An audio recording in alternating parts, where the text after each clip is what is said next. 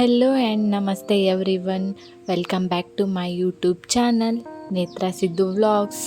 ಕರಾಗ್ರೆ ವಸತೆ ಲಕ್ಷ್ಮಿ ಕರ ಮಧ್ಯೆ ಸರಸ್ವತಿ ಕರಮೂಲೆ ಸ್ಥಿತೆ ಗೌರಿ ಪ್ರಭಾತೆ ಕರದರ್ಶನಂ. ಈ ಮಂತ್ರನ ಹೇಳ್ತಾ ನಾನು ನನ್ನ ದಿನಾನ ಶುರು ಮಾಡ್ತೀನಿ. ಇವತ್ತಿನ ಈ ವಿಡಿಯೋದೊಳಗೆ ನವರಾತ್ರಿಯ ಮೊದಲನೇ ದಿನ. ಇವತ್ತಿನ ದಿನ ಯಾವ ರೀತಿ ಪೂಜೆ ಮಾಡಬೇಕು, ಯಾವ ದೇವ್ರಿಗೆ ಪೂಜೆ ಮಾಡಬೇಕು, ಯಾವ ದೇವ್ರದ್ದು, ಆ ದೇವರ ವಿಶೇಷತೆ ಏನು, ಆ ದೇವರ ಇವತ್ತಿನ ಮಂತ್ರ ಯಾವುದು ಅನ್ನೋದನ್ನು ನಾ ಈ ವಿಡಿಯೋದೊಳಗೆ ನಿಮ್ಗೆಲ್ರಿಗೂ ತಿಳಿಸ್ಕೊಡ್ತೀನಿ. ತಡ ಮಾಡೋದನ್ನು ಬರ್ರಿ, ಹಂಗಂದ್ರೆ ವಿಡಿಯೋನ ಶುರು ಮಾಡೋಣ. ಯಾರಾದರೂ ಹೊಸದಾಗಿ ನನ್ನ ವಿಡಿಯೋನ ನೋಡ್ತಾ ಇದ್ರೆ ಒಂದು ಸಬ್ಸ್ಕ್ರೈಬ್ ಮಾಡ್ಕೋರಿ. ನೀವು ಸಬ್ಸ್ಕ್ರೈಬ್ ಮಾಡ್ಕೊಳ್ಳೋದ್ರಿಂದ ನನಗೆ ಒಂದು ಸಪೋರ್ಟ್ ಮಾಡ್ದಂಗೆ ಆಗುತ್ತೆ, ಇನ್ನೂ ಹೆಚ್ಚು ಹೆಚ್ಚು ವಿಡಿಯೋ ಮಾಡೋಕೆ ನನಗೆ ಪ್ರೋತ್ಸಾಹ ಕೊಟ್ಟಂಗೆ ಆಗುತ್ತೆ. ಅದಕ್ಕೆ ಒಂದು ಸಪೋರ್ಟ್ ಮಾಡಿರಿ. ಹಂಗೆ ನಿಮ್ಗೆ ಅನಿಸಿದ್ದನ್ನು ಕಮೆಂಟ್ ಮಾಡಿರಿ, ಲೈಕ್ ಮಾಡಿರಿ, ನಿಮ್ಮ ಫ್ರೆಂಡ್ಸು ಫ್ಯಾಮ್ಲೀಸಿಗೆ ಎಲ್ಲರಿಗೂ ಶೇರ್ ಮಾಡಿರಿ. ನಾ ಹೇಳಿದ್ನಲ್ಲ, ನವರಾತ್ರಿಯ ಮೊದಲನೇ ದಿನದ ಪೂಜೆ ಅಂತಂದು ಪೂಜೆ ಮಾಡೋಕ್ಕೆ ಹೋಗಬೇಕು ಅಂತಂದು ಎಲ್ಲರೂ ಮಾತಾಡ್ಕೊಂಡಿದ್ವಿ.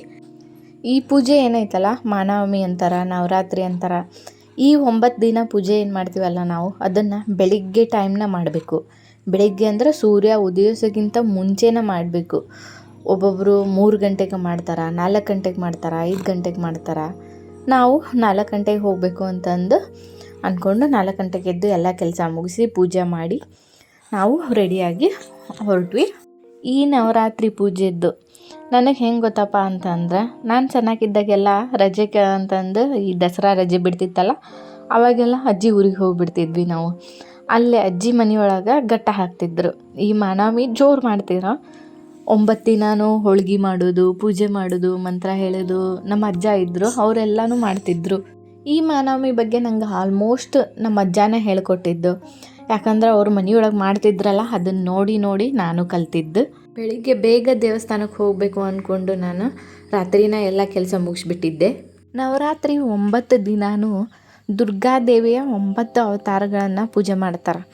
ಅಂದ್ರೆ ದುರ್ಗಾದೇವಿಗೆ 9 ಥರ ಅವತಾರಗಳಿರ್ತಾವೆ. ಅವನ್ನ ಒಂದೊಂದು ದಿನ ಒಂದೊಂದು ಥರ ಅವತಾರವಾಗಿ ದೇವ್ರಿಗೆ ಪೂಜೆ ಸಲ್ಲಿಸ್ತಾರೆ. ಮೊದಲನೇ ದಿನ ಯಾವ ಅವತಾರಕ್ಕೆ ಪೂಜೆ ಮಾಡ್ತಾರೆ ನಿಮ್ಗೆ ಯಾರಿಗಾರು ಗೊತ್ತಾ? ಎಲ್ಲರಿಗೂ ಗೊತ್ತಿರುತ್ತೆ ಅಂದ್ಕೊಂಡಿನಿ. ಶೈಲಪುತ್ರಿ ಅಂತ ಅಂದು, ಹಿಮಾಲಯ ರಾಜನ ಮಗಳ ಶೈಲಪುತ್ರಿ ಅಂತ. ಹಿಮಾಲಯ ರಾಜನ ಮಗಳಾಗಿ ಹುಟ್ಟಿದ್ದಕ್ಕೆ ಈ ದೇವಿ ಅವತಾರಕ್ಕೆ ಶೈಲಪುತ್ರಿ ಅಂತ ಹೆಸರಿಟ್ರಂತ. ಶೈಲಪುತ್ರಿಗೆ ಯಾವ ಮಂತ್ರ ಹೇಳಿದ್ರೆ ಇಷ್ಟ ಆಗತ್ತಾ, ಯಾವ ಮಂತ್ರ ಹೇಳಿ ಪೂಜೆ ಮಾಡಬೇಕು ಅನ್ನೋದನ್ನು ನಾನೀಗ ಹೇಳ್ತೀನಿ. ನಮ್ಮನ್ನು ಕಾಪಾಡಬೇಕು, ನಮ್ಮನ್ನು ರಕ್ಷಣೆ ಮಾಡಬೇಕು ಅಂತ ಅಂದ್ರೆ ಓಂ ಹ್ರೀಂ ಶ್ರೀ ಶೈಲಪುತ್ರಿ ದುರ್ಗಾದೇವಿಯೇ ನಮಃ ಅಂತಂದು ನವರಾತ್ರಿಯ ಮೊದಲನೇ ದಿನ 108 ಸಲ ಇದನ್ನು ಅನ್ಬೇಕು. ಮನಸ್ಸೊಳಗೆ ಅನ್ಕೊಂತನ ಪೂಜೆ ಮಾಡಬೇಕು. ಇನ್ನೂ ಒಂದು ಮಂತ್ರ ಐತಿ, ಯಾವುದಂದ್ರೆ ಒಂದೇ ವಾಚಿ ತಲಾಭಾಯ ಚಂದ್ರಕೃತ ಶೇಖರ ವೃಷಾರೂಢಾಂ ಶೂಲಧರಾಂ ಶೈಲಪುತ್ರಿ ಯಶಸ್ವಿನಿಂ ಅಂತ. ಈ ಮಂತ್ರನೂ ನೀವು ಮನಸ್ಸೊಳಗೆ ಅಂದ್ಕೊಂಡು ಪೂಜೆ ಮಾಡಿರಿ. ನಿಮ್ಗೆ ಅಂದ್ಕೊಂಡಿದ್ದಾಗತ್ತೆ. ನಿಮ್ಮ ಆರೋಗ್ಯ, ಆಯಸ್ಸು ಮತ್ತು ನಿಮ್ಮ ಬೆಳವಣಿಗೆ ಎಲ್ಲನೂ ಆ ದೇವಿ ನಿಮ್ಗೆ ಕರುಣಿಸ್ತಾಳೆ. ನವರಾತ್ರಿ ಅಂದ್ರೇ ಪವರ್ಫುಲ್ಲು. ಯಾಕಂದ್ರೆ ಒಂದೇ ದೇವಿ ಒಳಗೆ 9 ಅವತಾರಗಳನ್ನು ನೋಡ್ತೀವಿ ನಾವು.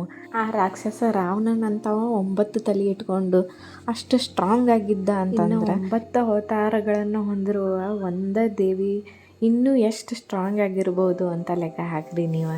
ಮತ್ತು ಶೈಲಪುತ್ರಿ ನೋಡಕ್ಕೆ ಹೆಂಗಿರುತ್ತಪ್ಪ ಅಂತಂದ್ರೆ, ತಲೆ ಮೇಲೆ ಅರ್ಧ ಚಂದ್ರ ಇರುತ್ತೆ, ಮತ್ತು ಎಡಗೈಯಲ್ಲಿ ತಾವರೆ ಹೂವು ಇರುತ್ತೆ, ಬಲಗೈಯಲ್ಲಿ ತ್ರಿಶೂಲ ಹಿಡ್ಕೊಂಡು ನಂದಿಯ ಮೇಲೆ ಕುಳಿತಿರ್ತಾಳೆ. ನಂದಿ ಅಂದ್ರೆ ಆಕಳ ಮೇಲೆ ಕುಂತಿರ್ತಾಳೆ.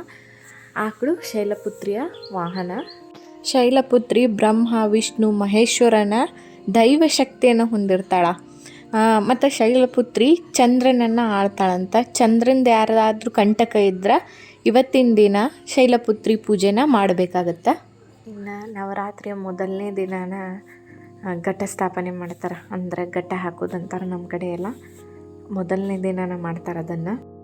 ಘಟ್ಟ ಹಾಕೋದು ವಿಧಾನಗಳು ಭಾಳ ಅದಾವು, ಬಟ್ ಅದ್ರ ಬಗ್ಗೆ ನನಗೆ ಅಷ್ಟೊಂದು ಗೊತ್ತಿಲ್ಲ ಮಾಹಿತಿ. ಆದರೆ ಟೈಮಿಂಗ್ ಮಾತ್ರ ಬೆಳಗ್ಗೆ 6:15ರಿಂದ 7:22 ತನಕ ಒಳ್ಳೆ ಮುಹೂರ್ತ ಐತಿ. ನೀವು ಆ ಟೈಮ್ ಒಳಗೆ ಘಟ್ಟ ಹಾಕಿಬಿಡಬೇಕು. ಮೊದಲನೇ ದಿನ ಶೈಲಪುತ್ರಿಗೆ ಅವತ್ತಿನ ದಿನ ಹಳದಿ ಬಣ್ಣ ಅಂದರೆ ಇಷ್ಟ. ಅದಕ್ಕೋಸ್ಕರ ಎಲ್ಲರೂ ಆದಷ್ಟು ಹಳದಿ ಬಣ್ಣ ಸೀರೆ ಅಥವಾ ಬಟ್ಟೆನಾಯಿತು ಹಾಕ್ಕೊಂಡು ಪೂಜೆ ಮಾಡ್ತಾರೆ. ಅದೇ ಥರ ನಾವು ಎಲ್ಲರೂ ಹಳದಿ ಬಣ್ಣದ ಬಟ್ಟೆ ಹಾಕ್ಕೊಂಡು ಹೋಗಿದ್ವಿ. ಬೆಳಗ್ಗೆ ನಾವು ಹೋದಾಗ 4 ಗಂಟೆ ಆಗಿತ್ತು. ಹೋಗಿ ಬನ್ನಿ ಮರ ಅಂಗರು ಇರಲಿಲ್ಲ. ಇಲ್ಲೇ ದೇವಸ್ಥಾನದೊಳಗೆ ಆಲದ ಮರ ಐತಿ. ನೀವು ಬನ್ನಿ ಮರಕ್ಕಾದರೂ ಪೂಜೆ ಮಾಡ್ಬೋದು, ಆಲದ ಮರಕ್ಕಾದರೂ ಪೂಜೆ ಮಾಡ್ಬೋದು. ನಾವು ಪೂಜೆ ಮಾಡೋಕೆ ನೀರು, ವಿಭೂತಿ, ಅರಿಶಿನ, ಕುಂಕುಮ, ಹೂವು, ಕಾಯಿ, ಕರ್ಪೂರ ಈ ಥರ ಎಲ್ಲ ಅವ್ರವ್ರ ಅನುಕೂಲಕ್ಕೆ ಅವ್ರವ್ರ ಪೂಜೆ ಸಾಮಾನು ಏನೇನು ಬೇಕೋ ಅದನ್ನೆಲ್ಲ ತೊಗೊಂಡು ಹೋಗ್ಬೋದು. ಮೊದಲ ಬನ್ನಿ ಮರ ಎಲ್ಲ ತೊಳೆದು ಅರಿಶಿನ, ಕುಂಕುಮ, ವಿಭೂತಿ ಎಲ್ಲ ಹಚ್ಚಿ ಪೂಜೆ ಮಾಡ್ತಾರೆ. ನಮ್ಮೂರ ಕಡೆ ಹಳ್ಳಿ ಒಳಗಾಯಿತು, ನಮ್ಮೂರ ಕಡೆ ಆಯಿತು ಸಣ್ಣ ಸಣ್ಣ ಮಕ್ಕಳು ಇರ್ತಾವೆ, ಅವು ಸತಿ ಪೂಜೆಗೆ ಬಂದಿರ್ತಾವೆ. ಬೆಳಗಿನ ಟೈಮ್ ನೋಡೋಕೆ ಖುಷಿ ಅನ್ಸುತ್ತೆ. ಶೈಲಪುತ್ರಿನ ನೆನಪಿಸ್ಕೊಂಡು ಪೂಜೆ ಮಾಡೋದ್ರಿಂದ ನಮ್ಮ ಜೀವನದಾಗ ಏನೋ ಅಡೆತಡೆಗಳಿರ್ತಾವೆ, ಸಮಸ್ಯೆಗಳಿರ್ತಾವೆ, ಅವೆಲ್ಲ ಪರಿಹಾರ ಆಗ್ತಾವೆ. ಮತ್ತು ಶೈಲಪುತ್ರಿಗೆ ಮಲ್ಲಿಗೆ ಹೂವು ಅಂದ್ರೆ ಭಾಳ ಇಷ್ಟ ನೋಡ್ರಿ. ಆದಷ್ಟು ನೀವು ಮಲ್ಲಿಗೆ ಹೂವು ತೊಗೊಂಡು ದೇವಿಗೆ ಏರಿಸ್ರಿ.